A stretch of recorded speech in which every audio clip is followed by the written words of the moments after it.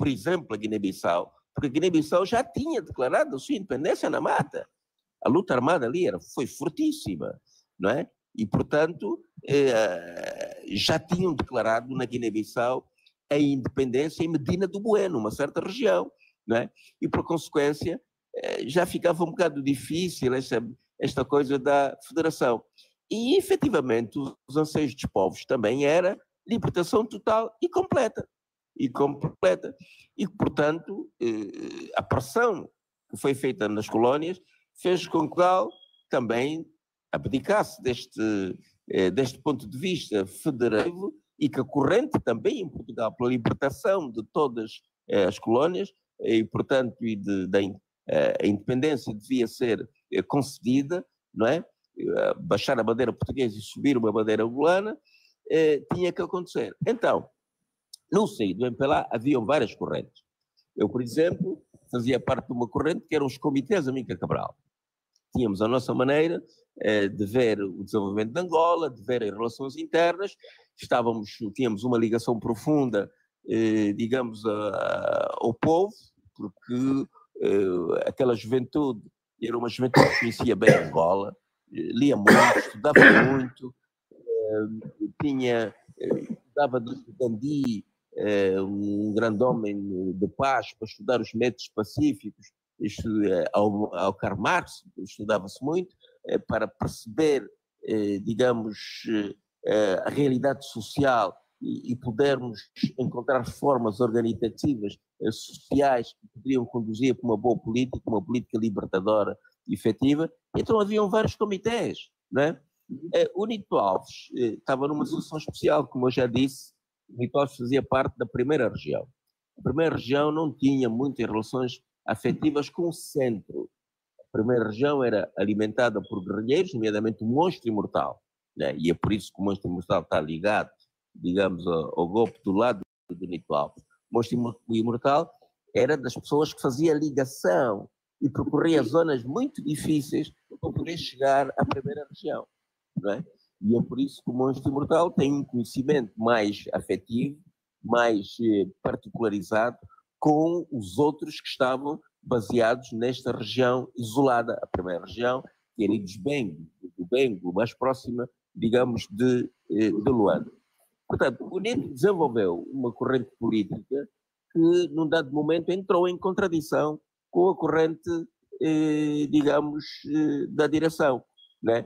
Por um lado, cria um processo, digamos, político mais radical, um processo que pudesse evitar, digamos, a formação de classes em Angola, do ponto de vista verbal, era o que ele digamos, defendia, né? E entrou em choque com muitos grupos, o grupo da direção do MPLA que pretendia que tinha outros caminhos. Portanto, o Nito Alves começou a criticar a corrupção, o Nito Alves, e aí, naturalmente, que criaram-se duas fações muito fortes no MPLA. Mas deixa contar-vos um pormenor histórico. As correntes populares mais fortes no seio do MPLA e no seio, digamos, da massa angolana era a corrente em que eu estava, a corrente dos comitês Amílcar Cabral, e uma corrente dos comitês Zenda, que estava ligada, depois ligou-se um dado momento ao Nito Alves. Porque éramos as correntes que dominávamos, de alguma maneira, as cidades, conhecíamos. A direção central estava por cima, era uma superestrutura, não é? Que vinha da corrente militar e, portanto, não tinha experiência de luta nas cidades, com as classes sociais que estavam nas cidades, não é? E, portanto, sentiram-se de alguma maneira que o poder lhes poderia fugir.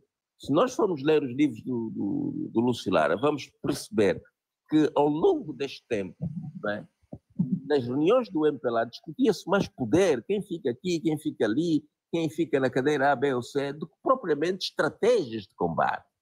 E muito menos projetos de sociedade, não é? Projetos de sociedade. No limite, eles já não entendiam aquela sociedade angolana. Então tiveram que se impor na base do prestígio que eles tinham, porque para nós, eles eram os nossos libertadores, porque fizeram um sacrifício maior, que era o sacrifício militar, da luta armada, não é? Eu estou lembrado, por exemplo, um irmão meu, que também foi fuzilado no 27 de maio, e foi dirigente da Casa de Angola em Portugal. Naquela época de transição do 25 de maio, eles tomaram a decisão na Casa de Angola de que, como eram intelectuais, ele era médico, e havia outros, direito, etc., não é? Que, ao regressarem para Angola, deviam estar nas zonas mais difíceis e mais recônditas de Angola para contribuir o mais possível, não é? Para a libertação do povo e a construir o desenvolvimento de Angola, porque, diziam eles, os nossos irmãos que estiveram na mata sacrificaram-se muito e agora quem tem que sacrificar somos nós. Era esta a concepção que existia. Este meu irmão acabou morto no Mexico, não é? Também fuzilado naquela altura, não é? Portanto, e nem sequer fazia parte da corrente do Nito Alves, não é? Mas foi fuzilado, era um quadro nacional, todos os quadros ali no Mexico, cerca de 32, que estavam a ajudar o desenvolvimento no Mexico, o desenvolvimento do povo. O irmão abriu uma série de postos médicos ali, etc. Conseguiu ter vários planos de saúde que estavam a ser exitosos naquela altura, e acabou por ser também morto, portanto, naquela altura do 27 de maio. Portanto, havia esta ideia de que quem libertou foram os que vieram das matas e que, por consequência, também lhes foi transmitido todo o capital para poderem estar à vontade no poder, não é? E eles aproveitaram-se disso. Já tinham aquela concepção que eu disse, que o poder era para eles só, e, portanto, naquela altura, o MPLA conseguiu eliminar todas as tendências que estavam. Os da revolta ativa, né, foram todos presos. Gentil Viana foi preso, o único que não foi preso foi o Adolfo Maria, que se escondeu, esteve na clandestinidade num buraco durante anos e anos até sair da Angola, não é? Num bunker. Já existia bunker, né, doutor Filomeno? Desculpa? Já existia bunkers. Já havia também já havia prática da clandestinidade, não é? E o Adolfo Maria era um dos que tinha proposto as estruturas da guerrilha do MPLA, dizer, precisamos de mais apoio político, eu vou para o interior, digamos, para as cidades, etc., para desenvolver a luta clandestina. Já ele, naquela altura, enquanto estava na luta armada, ele já defendia este ponto de vista. Mas não, a direção do MPLA recusou-se sempre.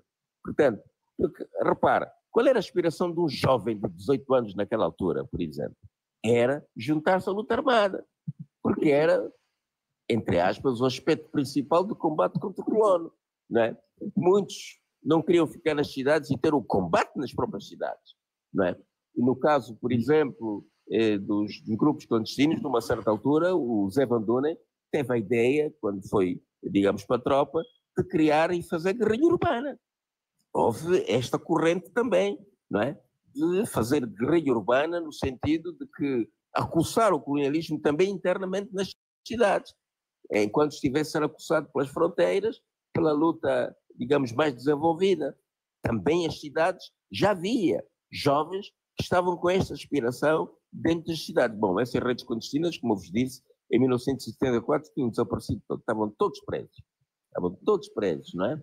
Há episódios bonitos daquela altura, por exemplo, o Francisco Godinho, um grande combatente da clandestinidade do MPLA, foi meu colega na imprensa nacional de Angola, na altura estava em 74 na Fazenda e Contabilidade, aquilo que é hoje o Ministério das Finanças, encontra-se comigo em 1972, em plena Mutamba, dá-me um abraço e diz: irmão, estou preso. Vocês estão a ver, não é? Ele diz-me: irmão, estou preso. Eu digo: mas estás preso como? Estás aqui? Estás preso como? Não, estou preso. Eles, portanto, a PIDE-DGS, a Polícia Secreta Portuguesa, tão bem organizada como estava, foi à casa dele. Ele saiu, saltou, foi para um outro contacto clandestino. Porque naquela altura tinha que haver vários contactos clandestinos que iam acolhendo as pessoas. Foi para outro contacto clandestino. A PIDE apareceu lá. Foi para o outro. A PIDE apareceu lá. Então ele disse: eu estou a mostrar a rede. Eu vou para a minha casa e tenho que resistir. E foi de facto o homem resistiu. As torturas todas foram feitas e é isso que nós temos que ver. Não é? O colono torturou muita gente, explorou muita gente, matou muita gente. Não é? E, portanto, a independência foi também esforço de toda esta gente. e, portanto, temos que honrar isto. Honrar isto como? Fazendo um bom país. E, portanto, no 27 de maio havia essas contradições. O Nitovs começou a ter até algum apoio dos soviéticos, porque ocorreu que o Nitovs abandona e foram a uma reunião do Politburgo soviético, e depois eles decidiram pôr uma estátua de cera do Nitovs lá. Isto criou, digamos, mais problemas. Os soviéticos também estavam à procura de alguém que pudesse, de alguma maneira, ser um bocado mais fértil. Sempre estão, as grandes potências procuram sempre pessoas para poder representar os seus interesses. Então, havia esta luta, efetivamente, o NITO a pedir um processo mais radical, tipo de acolhimento popular, e a outra facção menos receptiva a isso, e, portanto, ficaram com receios. Primeiro, o NITO foi utilizado para combater, por exemplo, a linha corrente, o Amílcar Cabral, porque o NITO foi chamado por político, não é? Quando começou a prisões em relação a pessoas da minha corrente, eu estava também no Dom Nacional, do Parlamento de Massa Nacional, era membro do Comitê Central do MPLA a partir de abril de 1975, estava na comissão diretiva de Luanda, não é? E quando houve repressão sobre pessoas ligadas, digamos, à minha corrente, eu pedi a minha demissão por escrito e, portanto, fiquei como militante normal. Pronto, o Comitê Central estava lá, mas aquilo reunia de tempos a tempos, mais dos cargos que eu tinha, como no Dom Nacional, eu, digamos, saí, porque não estava a entender como é que no mesmo movimento alguém que tem uma contradição política depois é logo preso, né? Não fazia parte da maneira de eu pensar a política, né? E eu tive com o Neto um debate muito forte sobre isso, e também tive que estar já na clandestinidade. Portanto, todas as fações do MPLA foram reprimidas, né? Houve também um apoio do NIT na repressão de algumas fações. Depois o NET eliminou o NIT. Porque se o NET fosse, naquela altura, a um congresso com o Nito Alves, não é? E se o NET fosse de outra fação, o Neto perderia, porque naquela altura o Nito Alves tinha a maioria dos militantes do MPLA. Mas o MPLA criou efetivamente este conceito. Não é, desde a sua origem, não é um partido, digamos, democrático, não pode consentir correntes diferentes, e combate essas correntes até a exaustão, a prisão, a morte, etc. Tudo por violência sobre o Nito Alves e sobre a sua corrente. Ok, doutor, porque tem aqui muitos que querem também questionar, então não podemos levar muito tempo nas respostas, doutor, porque senão aqui o doutor depois vai se retirar e eles depois vão ficar chateados que não questionaram. Então, eu não quero que aqui os homens, os painelistas, ficam chateados. Bem, é o Ngola Santos que tem a questionar aí o doutor. Portanto, Ngola Santos, é tua vez. Questiona então.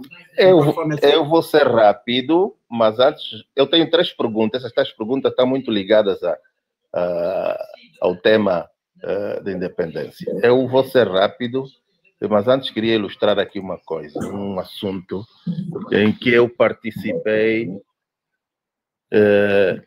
na nossa independência como pioneiro da OPA.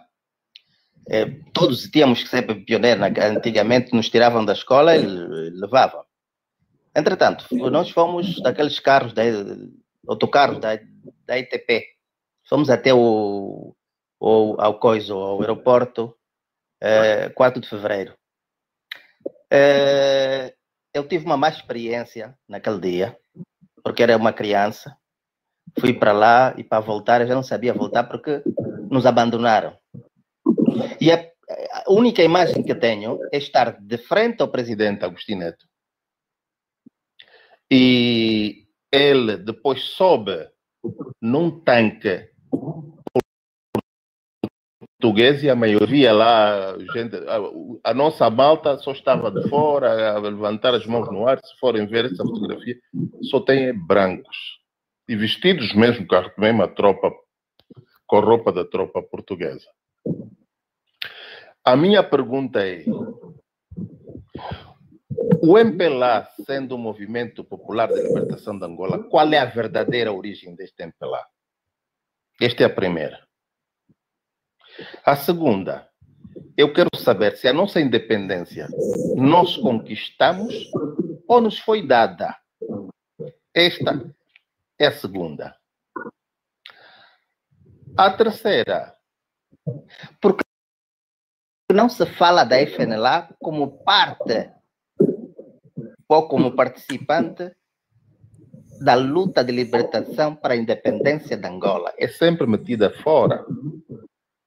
Essa é a minha terceira pergunta. E por outra, eu queria dizer que esse estágio, muitos deles, os portugueses que estavam ali ao lado, eram militares, muitos deles até eram vizinhos nossos, repentinamente são cabo-verdianos. Conheço muitos, estão aí, e eles repentinamente tornaram-se os generais do MPLA. Muitos mesmo. Posso citar até nomes como o embaixador de Angola, que está em Moçambique, mas o irmão, estão os generais, o general João de Matos, e tantos outros que eu vi assim, depois víamos quase todos no mesmo bairro. Repentinamente, aqueles que nos... Como o meu pai dizia, que os que nos esperavam na esquina para nos tirar as carteiras são os mesmos que hoje em dia são os generais do MPLA. E depois não eram angolanos. Então, eu quero saber essa origem do movimento de libertação de Angola, o tal MPLA. Qual é a origem? Essas são as minhas perguntas.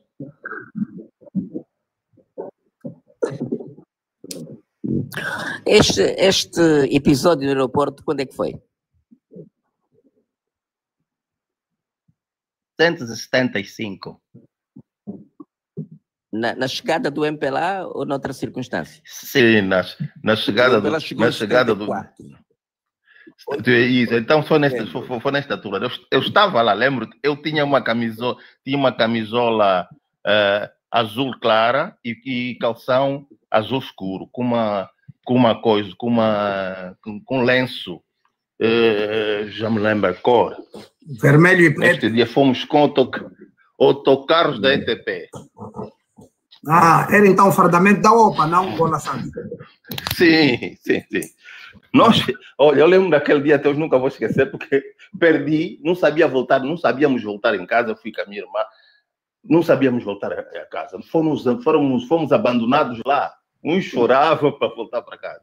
Éramos crianças.